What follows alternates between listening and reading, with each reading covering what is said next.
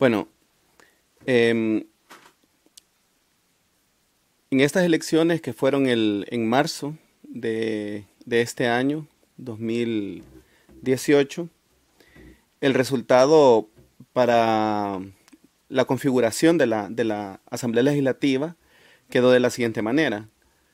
Arena, que es Alianza Republicana Nacionalista, un partido de extrema derecha, obtiene 37 diputados. El Partido de Conciliación Nacional obtiene 10 diputados, que es el partido de la dictadura, ¿verdad? El partido histórico de las dictaduras militares, el que hizo los fraudes electorales en la década de los 70, que todavía existe, que anteriormente estuvo a punto de desaparecer, ahora vuelve a la vida política con un buen número de diputados. El Partido de la Democracia Cristiana obtiene dos diputados.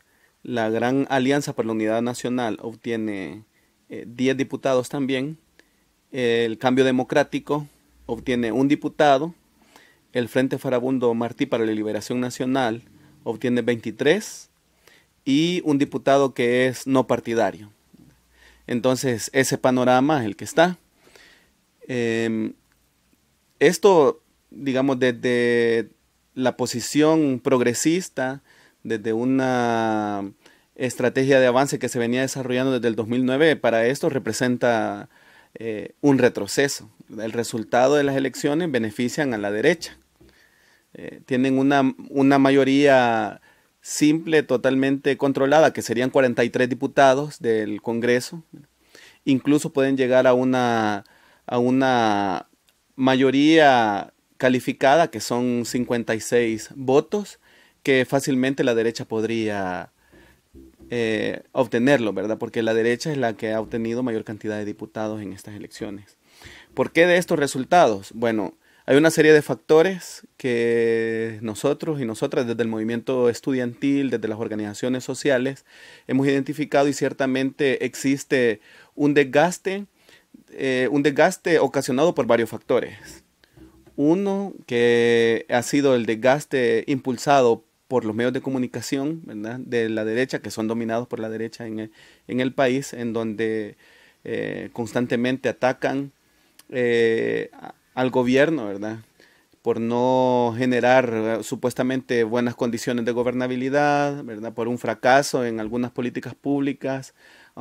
Manifiestan que hay un constante despilfarro de los recursos del gobierno, ¿verdad? Y esto de alguna manera ha calado en la sociedad este mensaje. Una de las debilidades también que abona a los resultados electorales es que el FMLN, que es el instrumento de izquierda electoral en el país, no ha logrado comunicar bien cuáles han sido los avances que han habido en las políticas públicas, ¿verdad? Ciertamente han habido avances, han habido políticas sociales que se han implementado, pero no se ha logrado informar sobre los resultados positivos. Y eso, frente a una estrategia mediática en constante desgaste hacia la izquierda, genera obviamente un posicionamiento de lo que mejor se comunica en este caso, que es la posición de la derecha, ¿verdad? Ciertamente han habido debilidades, esa es una de las que hablamos. Em, Aparte de eso, nosotros hemos identificado también que hay un bloqueo de parte del órgano judicial. La Corte Suprema de Justicia, que es, la dirección del órgano judicial en el país, que está, podríamos decirlo, controlada desde la sala de lo constitucional, que son 5 magistrados los que componen esa sala, que son la cabeza de la Corte Suprema de Justicia. También han estado emitiendo una serie de medidas de bloqueo hacia las políticas públicas, hacia el desarrollo de las políticas públicas. Hay una estrategia de bloqueo financiero. En varias resoluciones, en la Sala de lo Constitucional no ha permitido, por ejemplo, que se hagan préstamos para financiar programas sociales. Y eso pues limita el desarrollo de los programas mismos. O también se han implementado una serie de medidas para la creación de impuestos que obviamente iban en la lógica de un impuesto que iba más que iba a afectar a los ricos del país. Sin embargo, estos impuestos han sido declarados inconstitucionales. Entonces eso ha limitado también la adquisición de fondos para el financiamiento de políticas públicas. Entonces, estos factores, el factor mediático, el factor judicial, ¿verdad? Una respuesta que no es correcta, podríamos decirlo, o no ha dado los resultados que se esperan, ha generado todo un ambiente en donde la gente no ha ido a votar. No es que la derecha ha crecido en cantidad de votos, lo que pasa es que la izquierda ha disminuido a partir de un desencanto que se ha mostrado en las urnas, ¿verdad? Y eso le ha dado una ventaja. O sea, no ir a votar no solamente fue un golpe a la izquierda, ¿verdad? Sino también un beneficio total a la derecha, que ahora controla el organismo judicial con las medidas que se venían desarrollando y el organismo legislativo, ¿verdad? Con un control de la Asamblea.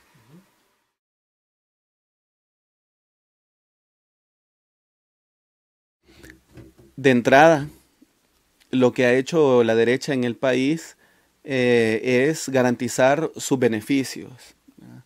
Ha impulsado una serie de medidas desde el organismo judicial, como le decíamos, y desde el organismo legislativo. En el organismo judicial, ¿qué es lo que sucede? Bueno, dentro de pocos meses se va a elegir una nueva sala de lo constitucional. 4 de los magistrados que componen ese organismo, de los 5, salen. Pero resulta que quienes eligen a la Corte Suprema de Justicia, a los magistrados que forman parte de la Corte Suprema de Justicia, es la Asamblea Legislativa. Y la Asamblea Legislativa está conformada en su mayoría por diputados que ahora son de derecha. Entonces eso significa que el control del organismo judicial va a estar siempre en manos de magistrados que son conservadores, ¿verdad? Que tienen una posición ideológica de derecha, que han estado impulsando una estrategia de bloqueo hacia el Ejecutivo, ¿verdad? Entonces, al parecer, ese panorama no cambia. Vamos a seguir con una situación de bloqueo desde el órgano judicial. Aparte de eso, en el órgano legislativo, que es ahora donde tiene la mayoría en la derecha, también se están planteando la modificación de leyes, aprobaciones de leyes, reformas constitucionales que afectan a las grandes mayorías. Una de esas es la reforma constitucional con respecto al límite de la tenencia de la tierra. Hay un límite que está estipulado en la Constitución que es resultado de todo un debate que se dio a principios de los 80 con respecto a la reforma agraria que se impulsó. Entonces se reformó la Constitución en donde se establece un límite y ese límite ahora quiere ser borrado de la Constitución, ¿verdad? Todo esto va en la lógica de impulsar toda una estrategia de producción agricultora, en este momento que se está impulsando bastante el cultivo de caña de azúcar, ¿verdad? Entonces va en esa dinámica, que no haya restricciones con respecto a la tenencia de la tierra de parte de las personas naturales. Entonces, para eso es necesario reformar la Constitución. Y han interpuesto una pieza de correspondencia ante el Pleno de la Sala para que pueda, en el Pleno de la Asamblea Legislativa, para que pueda discutirse la eliminación de la tenencia de la tierra. Eso es uno. Lo otro es las reformas, la aprobación de una ley de aguas, que se venía discutiendo desde hace casi 10 años, en donde el movimiento social había impulsado una lucha para el reconocimiento del agua como un derecho humano. Y, sin embargo, en la legislación antepasada se aprobó la reforma constitucional, pero para que una reforma constitucional en El Salvador pueda tener vigencia, tiene que ser aprobada en una legislación y tiene que ser ratificada en la próxima. Puede ser aprobada con 43 votos y ratificada con 56 en la siguiente legislación. Entonces se aprueba la reforma constitucional en una legislación, pero en la legislación anterior no se ratifica. Entonces la solicitud de la reforma constitucional queda ya eliminada, ¿verdad? Entonces se empieza a discutir una ley general de aguas en donde pues se habían ya aprobado 92 artículos, que era una síntesis de las propuestas que se habían interpuesto del movimiento social, que había también interpuesto el Ministerio de Recursos Naturales y Medio Ambiente, em, y universidades que habían interpuesto cada una su propuesta de ley, ¿verdad? Se hizo una síntesis y fue la que se estaba discutiendo, que fue la presentada por el Ministerio de Medio Ambiente y Recursos Naturales. De esta ley se habían aprobado ya 92 artículos, pero en esta nueva legislación se conforma una nueva comisión de medio ambiente y esos 92 artículos que se habían aprobado fueron desechados, fueron eliminados y se toma como base de discusión de una nueva ley la propuesta que fue presentada por la Asociación Nacional de la Empresa Privada, que se llama Ley Integral de Aguas. Entonces, esta Ley Integral de Aguas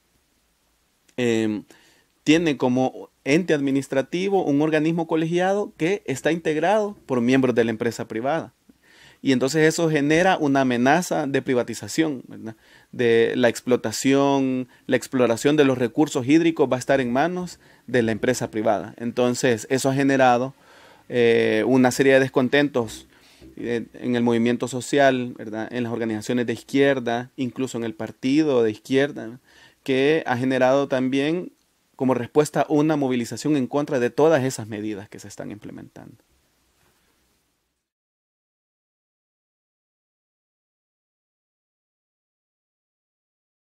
Bueno, como te decía, em, la correlación de fuerzas a favor de la derecha en el órgano legislativo y en el órgano judicial crean una amenaza concreta de privatización de los recursos naturales, ¿verdad?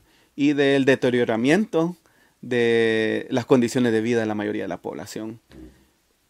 A partir de eso, pues no queda otra salida desde el movimiento social que impulsar la movilización, luchar para que estos recursos que tenemos no sean arrebatados, ¿verdad? Por leyes, por tratados, eh, o por una serie de medidas judiciales que van en detrimento de la mayoría de la población. Eh, Ciertamente lo que ha despertado en este momento el movimiento social en las organizaciones populares en el país ha sido la amenaza de la privatización del agua. Sin embargo, es todo un paquete de medidas que quieren aplicar, eh, obviamente para ir generando más riqueza, ¿verdad? Pero todo esto, eh, bueno, en pro de los ricos del país, pero en detrimento de las clases populares. Eh, Nosotros creemos que la lucha, la movilización social es importante, es necesaria y es posible. O sea, el movimiento social, a pesar de que estuvo apagado, vamos a decirlo así, o con poca movilización en estos 10 años anteriores, nunca se desmovilizó completamente. Y muestra de eso ha sido la capacidad de reacción frente a la amenaza de la privatización del agua que se está dando en este momento.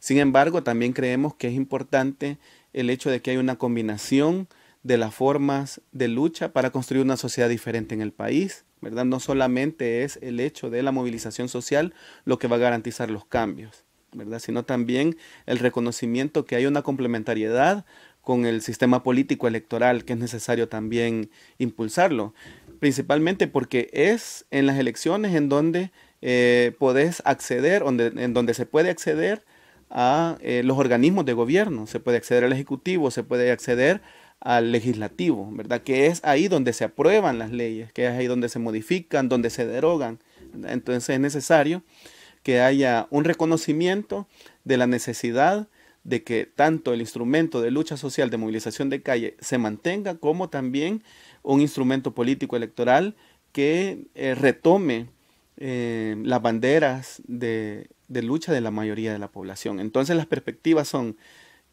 si el movimiento social debe mantenerse, puede mantenerse, ¿verdad? Y es obligación en este momento mantenernos para que no haya una privatización de los recursos, bueno, hídricos, pero también de los recursos naturales en general, pero que también esto debe ir acompañado de, de un acuerdo con el partido FMLN, que sigue siendo, digamos, el instrumento principal para poder acceder a las instituciones de gobierno, ¿verdad? Y el FMLN debe reconocer también que es necesario que haya una integración en la agenda para que no exista ningún tipo de amenaza, ¿verdad? Y para que haya una recomposición y una coordinación entre las organizaciones populares y el FMLN.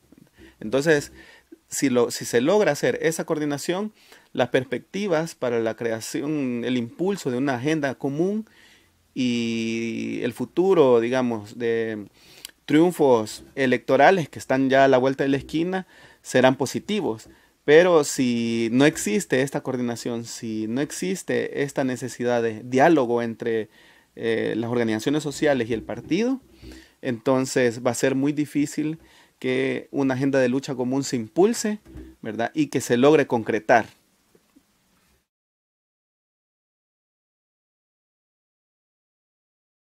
Es importante que ustedes, como asociaciones de otros países, puedan conocer la realidad del país, podamos desarrollar una serie de encuentros, ¿verdad? Que impulse la necesidad de que ustedes puedan seguirse solidarizando, ¿verdad?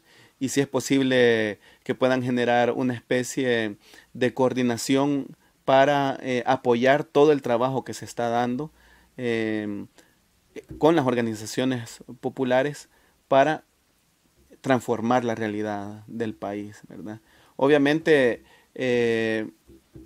quizás lo que muchas organizaciones esperan también es que exista como una especie de apoyo económico, pero para el desarrollo de algunas actividades que son necesarias, pues porque para todo se necesita recursos, ¿verdad?